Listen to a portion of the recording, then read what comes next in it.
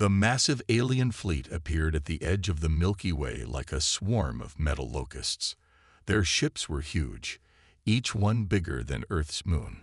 The aliens called themselves the Zaron, and they thought they were the strongest beings in the universe. Admiral Krelax stood on the bridge of the biggest ship. He was tall and scaly, with 4 arms and eyes that glowed red. Krelax looked at the star map and smiled with his sharp teeth.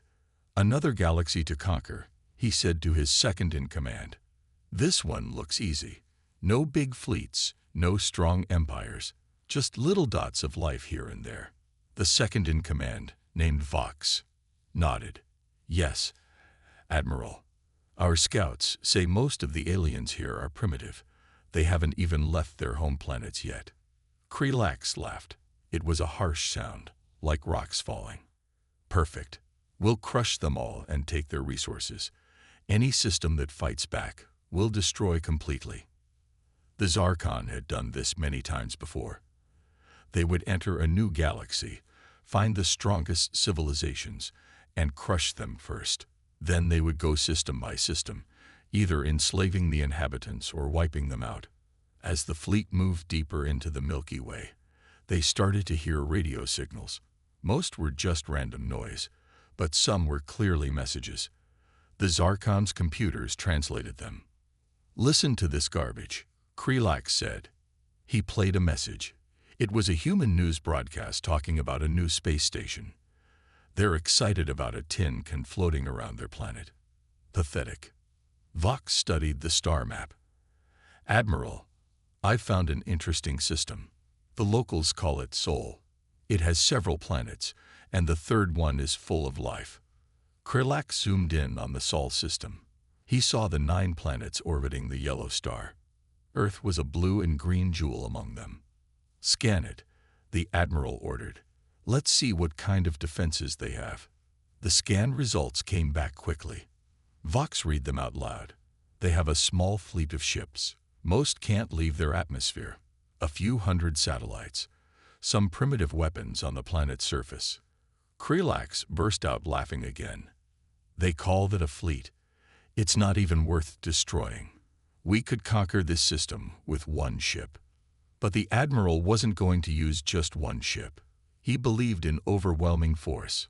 "We'll take the whole armada, show them how hopeless their situation is.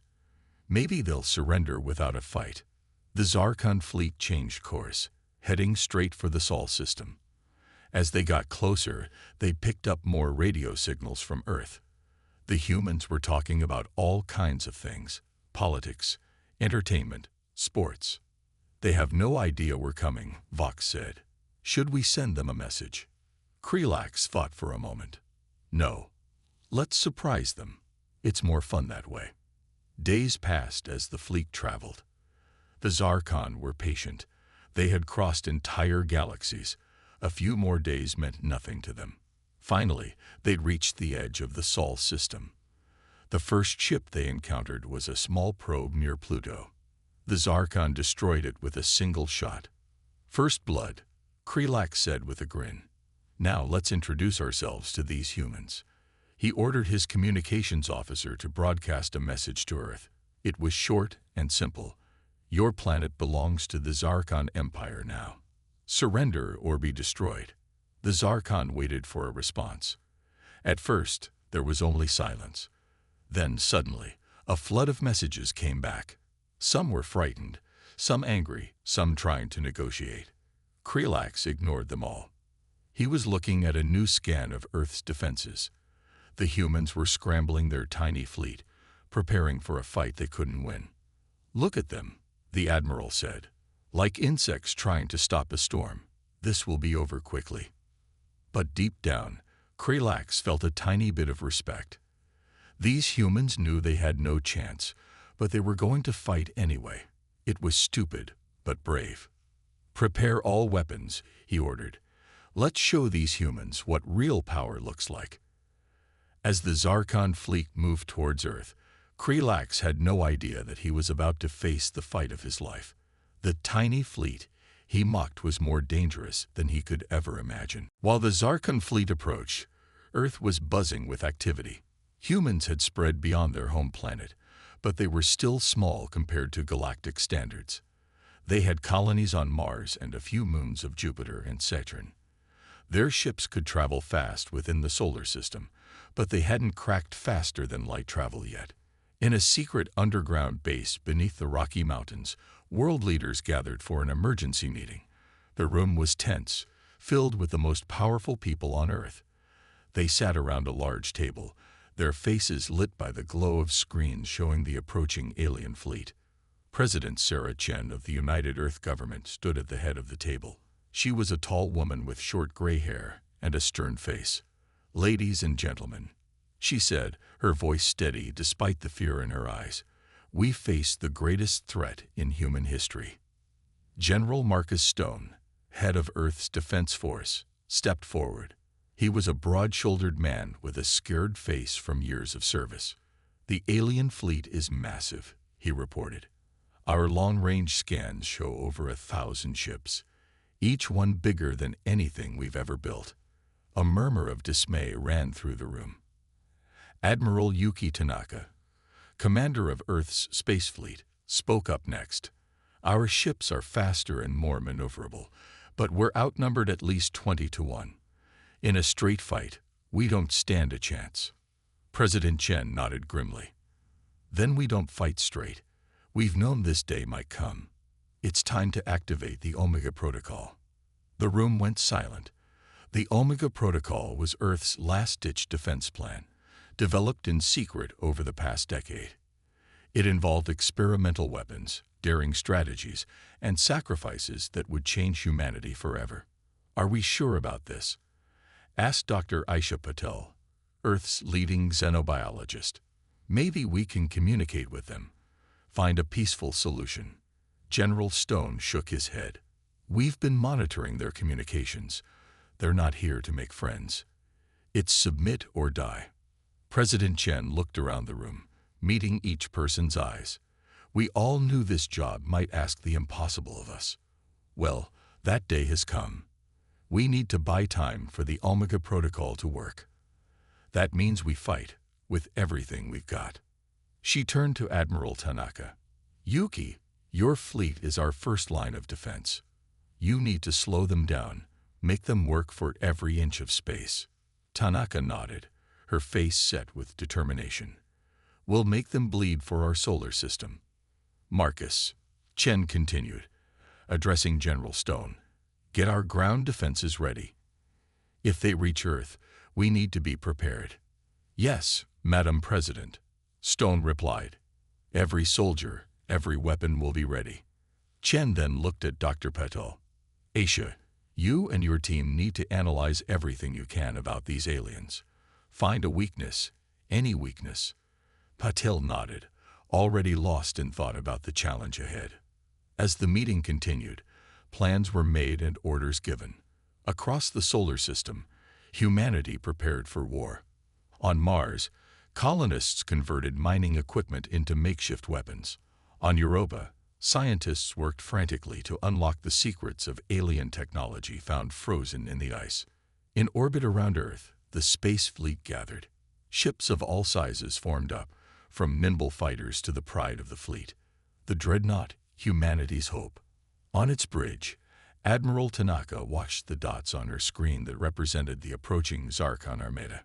"We are David," she muttered to herself, "and they are Goliath. But this time, David has more than just a slingshot."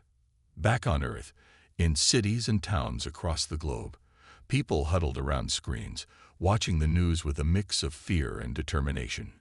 Governments had decided to tell the public everything. If these were humanity's last days, they would face them with open eyes. In a small town in Kenya, a young girl looked up at the night sky. She couldn't see the alien ships yet, but she knew they were coming. Instead of fear, she felt a fierce pride. "Come on, then," she whispered to the stars. "Show us what you've got. We'll show you what humans can do." As Earth prepared for the fight of its life, the Zaron fleet drew ever closer, unaware that the easy conquest they expected was about to become the greatest challenge of their existence. The Zaron fleet entered the solar system, their massive ships casting long shadows across the planets. Admiral Krelax stood on the bridge of his flagship, his forearms crossed as he watched the screens showing the approaching human homeworld. "Look at that tiny blue planet," Krelax sneered. "It's not even worth conquering. We should just destroy it and move on." Vox, his second-in-command, stepped forward. "Sir, our scans show they have some technology we haven't seen before. Maybe we should be careful." Krelax laughed, a harsh sound that made the crew flinch. "Careful? Against these primitives? Don't be ridiculous, Vox. Watch how easy this will be." The Admiral pressed a button on his control panel, opening a channel to the humans. His scaly face appeared on screens all across Earth, his red eyes glowing with arrogance. "Humans of Earth," Krelax began, his voice translated into every language on the planet. "I am Admiral Krelax of the Zarkon Empire. Your pathetic civilization now belongs to us. Surrender immediately, and we may let some of you live as our slaves."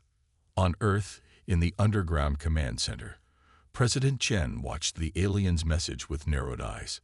She turned to her advisors. "Well, at least we know they're not here to make friends. Admiral Tanaka, are our ships in position?" Admiral Tanaka nodded, her face grim. "Yes, Madam President. The fleet is ready. But they're so big. Our ships look like toys compared to theirs." Chen put a hand on Tanaka's shoulder. "Size isn't everything. Admiral, let's show these aliens what humans can do." Back on the Zarkon flagship, Krelax waited for Earth's response. He expected begging, pleading, maybe some futile threats. What he got instead shocked him.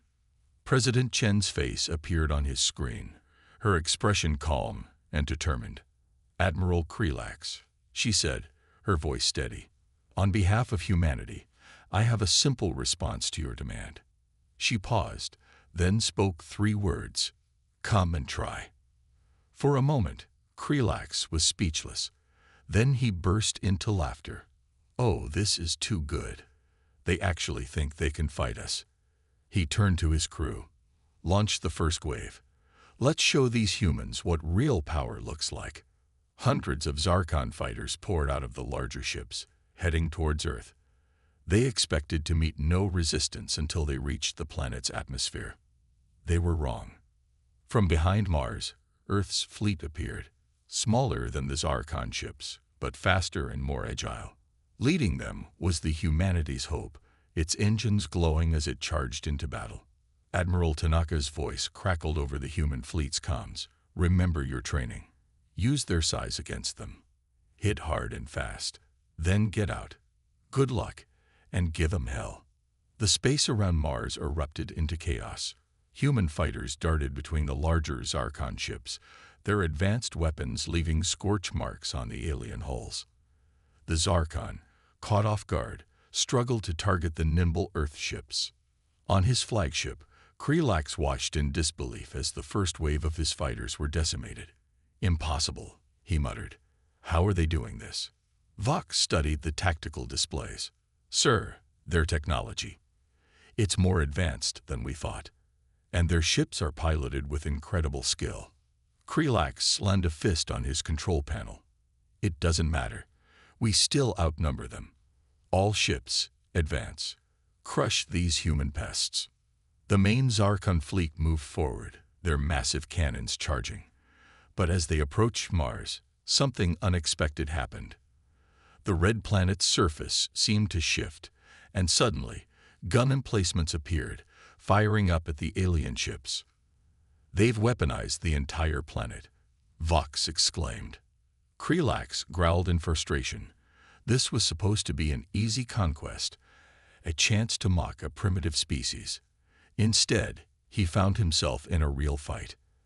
As the battle raged around Mars, neither side willing to give ground, Krelax made a decision. "Target their main ship," he ordered, pointing at the humanity's hope. "Destroy it, and crush their spirit." The Zarkon flagship's main cannon began to glow, preparing to fire a shot that could vaporize a small moon. But Admiral Tanaka saw it coming. All ships, evasive maneuvers, she yelled. Operation Slingshot. Now, as the Zarkon cannon fired, the human fleet scattered. The massive energy beam missed the humanity's hope by meters, continuing on to hit Mars. But instead of exploding, the beam seemed to curve around the planet, its path altered by hidden human technology. The Zarkon could only watch in horror as their own weapon turned back on them, streaking towards their fleet. In that moment, Admiral Krelax realized that mocking this tiny fleet had been the biggest mistake of his life. The redirected Zarkon energy beam tore through their fleet, destroying several ships and damaging many others. Admiral Krelax stared at the scene in disbelief, his red eyes wide with shock. How did they do that? He sputtered, turning to Vox. What kind of technology can bend energy like that? Vox shook his head, equally amazed. I don't know, Admiral. These humans are full of surprises.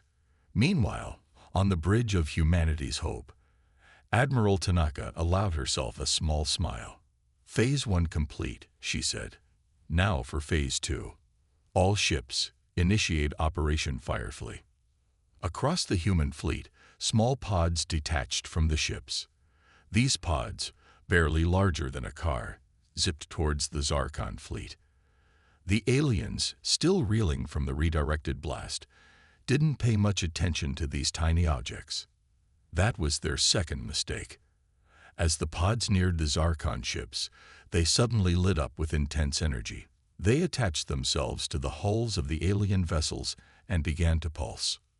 What are those things? Krelax demanded, watching as more and more of the glowing pods latched onto his ships. Before anyone could answer, the pods activated. They sent powerful electromagnetic pulses through the Zarkon ships, shorting out systems and causing chaos. On Earth, in the underground command center, President Chen watched the battle unfold on the big screens. It's working, she said, turning to her advisors. The EMP pods are disabling their ships. General Stone, are your teams ready? The gruff general nodded. Yes, Madam President. Our boarding parties are standing by. Back in space, the human fleet pressed their advantage. As the Zarkon ships floated helplessly, disabled by the EMP blasts, smaller human craft approached. These were boarding ships, filled with soldiers in advanced spacesuits. Admiral Tanaka's voice came over the comm system. Remember your training, people. We're not just fighting for Earth now. We're fighting for every world these bullies have conquered. Show them what happens when you underestimate humanity. The boarding parties cut their way into the Zarkon ships. Inside, they faced alien defenders in close-quarter combat. The human's smaller size, which the Zarkon had mocked, now became an advantage. They could move quickly through the ship's corridors, outmaneuvering the larger aliens. On his flagship, Krelax was in a panic. Repel the boarders, he shouted. How are they even breathing in our atmosphere? Their bodies should be failing. Vox, monitoring the situation, shook his head. Sir, their suits. They're adapting somehow. They're protecting the humans from our environment and making them stronger. Indeed, the human space suits were a marvel of technology. They adjusted to the alien atmosphere, recycled air, and even enhanced the wearer's strength. Humanity had prepared well for this day. As the battle raged on, both in space and inside the ships, Earth unleashed its next surprise. From hidden bases on the moon, massive rail guns began to fire. These electromagnetic weapons launched projectiles at incredible speeds, punching holes through the already weakened Zarkon ships. Krelax watched in horror as his mighty fleet was taken apart piece by piece.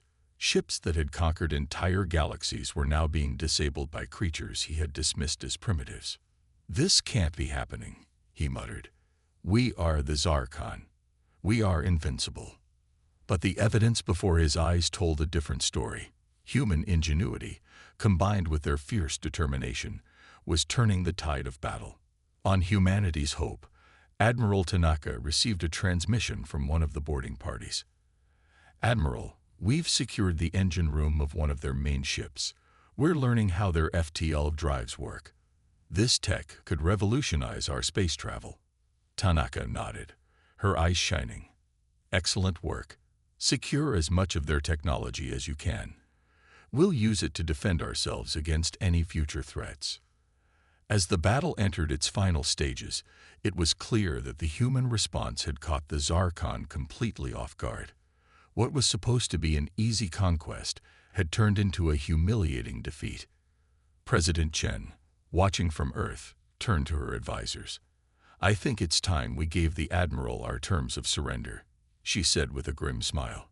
"Let's see how he likes being on the receiving end."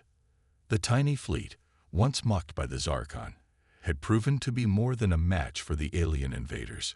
Humanity's first interstellar battle was ending in victory, and the galaxy would never be the same. The battle raged on in the space around Mars. Disabled Zarkon ships floated helplessly, while others tried to fight back against the surprisingly strong human fleet. Admiral Krelax, once so confident, now felt fear for the first time in his long life. "How is this possible?" he roared, slamming his fists on the control panel. "They're just humans, primitives." Vox, his second-in-command, looked at the battle data with growing concern. "Sir, we've lost 30% of our fleet. The humans are using tactics we've never seen before." Just then, a new alert sounded. Krelax turned to see a human face on his main screen. It was Admiral Tanaka, her expression stern and determined. "Admiral Krelax," she said, her voice calm but firm. "Your invasion has failed. Surrender now, and we'll spare the lives of your remaining forces." Krelax laughed, but it was a hollow sound. "Surrender? To you? Never. We are the Zarkon. We do not surrender." Tanaka's eyes narrowed. "Then you leave us no choice. All units, initiate Operation Stardust." Across the battlefield, the human ships began to move in perfect synchronization. They formed a complex pattern, weaving between the Zarkon vessels with incredible precision. "What are they doing?" Vox asked, his voice filled with confusion and fear. As if in answer, the human ships suddenly released clouds of what looked like glittering dust. This dust spread quickly, enveloping the Zarkon ships. At first, nothing seemed to happen. Then, alarms began to blare across the Zarkon fleet. "Our shields!" A Zarkon officer cried out. "They're failing." Krelax watched in horror as the mysterious dust ate through their advanced shields like acid through paper. But it didn't stop there. The dust began to corrode the hulls of the ships, creating tiny holes that quickly grew larger. On the Humanity's Hope, Admiral Tanaka explained to her crew, "The nanobots are working perfectly. They're programmed to disable the Zarkon ships without harming the crew inside. We'll show them that humans can be both fierce and merciful." Back on the Zarkon flagship, chaos reigned. Systems were failing, and the mighty warship was quickly becoming useless. "How?" Krelax demanded. "How can such tiny things defeat us?" Vox, always the more practical one, turned to his leader. "Sir, we have no choice. We must retreat or be destroyed." Krelax knew Vox was right, but the thought of retreating from these primitives filled him with shame. Still, survival came first. "All ships," he commanded, his voice heavy with defeat, "retreat to the edge of the system. We must regroup." But retreat wasn't so easy. The human fleet, guided by Admiral Tanaka's brilliant strategy, had positioned themselves perfectly. They herded the Zarkon ships, forcing them into a tight cluster. Then, from the dark side of the moon, a new weapon appeared. It was massive, easily as large as the biggest Zarkon ship. The humans called it the solar flare cannon. President Chen, watching from Earth, gave the order. "Fire when ready, Admiral." The solar flare cannon lit up, gathering energy from the sun itself. Then, with a flash brighter than a supernova, it fired. A massive beam of concentrated solar energy swept across the clustered Zarkon fleet. The effect was devastating. Zarkon ships, even those not directly hit, found their systems overloaded. Engines died, weapons went offline, and life support systems barely clung to functionality. In the command center on Earth, cheers erupted. General Stone allowed himself a rare smile. "Now that," he said, "is how you make an impression." Admiral Tanaka's voice came over the comms again. "Admiral Krelax, this is your final warning. Surrender now, or we will be forced to destroy your entire fleet." On his crippled flagship, Krelax slumped in his command chair. He looked at Vox, then at the scenes of destruction around him. Finally, with a heavy heart, he made the call he never thought he'd make. "This is Admiral Krelax of the Zarkon Empire," he said, his voice thick with defeat. We surrender." As the human fleet moved in to secure the Zarkon ships, Admiral Tanaka allowed herself a moment of reflection. The tiny fleet had faced impossible odds and emerged victorious. Humanity had proven itself on the galactic stage. But she knew this was just the beginning. The galaxy now knew about Earth, and there would be more challenges to come. But for now, at least humanity could celebrate its incredible victory. The space around Mars was quiet now. The battle was over, but the work had just begun. Human ships moved carefully among the defeated Zarkon fleet, securing vessels and rescuing injured aliens. On the bridge of humanity's hope, Admiral Tanaka watched the operation with a mix of pride and caution. "Stay alert, everyone," she said to her crew. "Just because they've surrendered doesn't mean the danger is over." Meanwhile, on Earth, celebrations had erupted across the globe. People poured into the streets, waving flags and cheering. Humanity had faced its greatest threat and emerged victorious. In the underground command center, President Chen allowed herself a small smile before turning to her advisors. "We've won the battle," she said, her voice serious. "Now we need to win the peace. General Stone, what's the status of the Zarkon fleet?" The gruff general consulted his tablet. "Most of their ships are disabled, Madam President. Our boarding teams are in control of their key vessels, including Admiral Krelax's flagship." Dr. Patel, the xenobiologist, spoke up next. "We're learning so much already. Their biology, their technology. It's all fascinating. But we need to be careful. We don't want to repeat their mistakes and become conquerors ourselves." President Chen nodded. "Agreed. Our goal now is to secure our system and learn what we can. We'll show the galaxy that humanity can be both strong and merciful." Back in space, human engineers were hard at work. They swarmed over the Zarkon ships, studying the alien technology with amazement and excitement. On one of the captured ships, a young engineer named Maria Rodriguez made a startling discovery. "Captain," she called out, "you need to see this." Her captain, a veteran named James Wong, floated over. "What is it, Rodriguez?" Maria pointed to a strange device. I think this is their faster-than-light drive.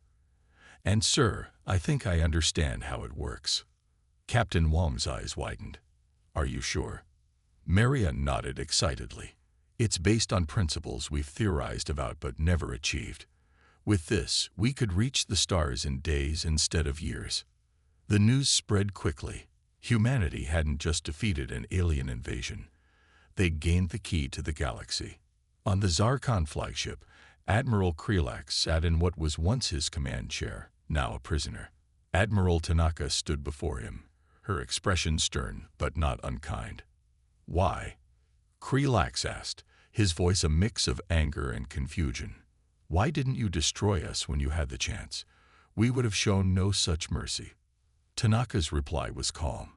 "Because that's not who we are. Humanity has a long history of war, it's true. But we've learned that true strength lies in mercy, in turning enemies into friends." Krelax looked at her, seeing these humans in a new light. "You are not what we expected." "We get that a lot," Tanaka said with a small smile. As the day wore on, the true scale of humanity's victory became clear. They had not only defended their home, but had also gained technology that would change their civilization forever. In a secure lab on the moon, Dr. Patel and her team worked tirelessly, studying the Zarkon biology.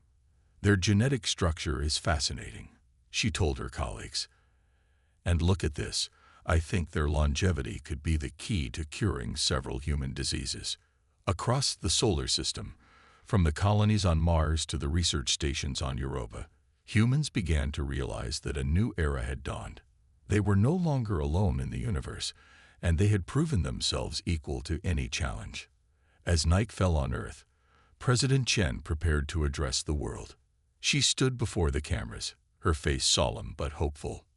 My fellow humans, she began, today we have witnessed both the greatest threat and the greatest triumph in our history. We have faced the unknown and emerged stronger, but our journey is not over. Today marks the beginning of a new chapter for humanity. She paused, looking directly into the camera. We go forward not as conquerors, but as explorers and peacekeepers. We will learn from our victory and from our new galactic neighbors. The stars are no longer out of reach. Together, united as one human family, we will forge our destiny among the stars. As her words echoed across the planet and out into space, humanity stood on the brink of a new age. The tiny fleet had become the protectors of Earth, and now they would become the ambassadors of humanity to the galaxy. 1 year had passed since the Zarkon invasion. Earth had changed in ways no one could have imagined. The skyline of every major city now included sleek towers built with alien technology. In orbit, a massive space station served as humanity's new gateway to the stars. On this historic day, people around the world gathered to watch as humanity took its first official step into the galactic community. At the United Nations headquarters in New York, now rebuilt and expanded, representatives from every nation on Earth met with delegates from a dozen alien species. President Chen stood at the podium, her face calm but her eyes shining with pride. Today, she began, we welcome our new friends from across the stars. 1 year ago, we faced destruction. Now we face a future brighter than we ever dreamed possible. In the audience, Admiral Tanaka sat next to a familiar face, Admiral Krelax. The former Zarkon leader looked different now. His once fierce red eyes were softer, filled with a mix of shame and hope. I never thought I'd be here, Krelax said quietly to Tanaka. Sitting as a guest, not a conqueror. Tanaka smiled. That's the thing about us humans. We're full of surprises. As President Chen continued her speech, scenes from around the solar system played on giant screens behind her. On Mars, human and Zarkon engineers worked side by side, building the first interstellar shipyard. In the rings of Saturn, a joint research team studied exotic particles that could revolutionize energy production. Perhaps most impressive was the image from deep space. The Humanity's Hope, now upgraded with Zarkon technology, led a fleet of Earth's new starships. They were on their first mission of peace and exploration, reaching out to worlds the Zarkon had once terrorized. Back on Earth, in a classroom in Nairobi, a young girl named Amara raised her hand. Her teacher, a holographic Zarkon named Zix, nodded for her to speak. Teacher Zix, Amara asked, why did your people attack us? Didn't you know it was wrong?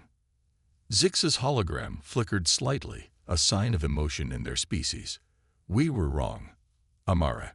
We thought being strong meant conquering others.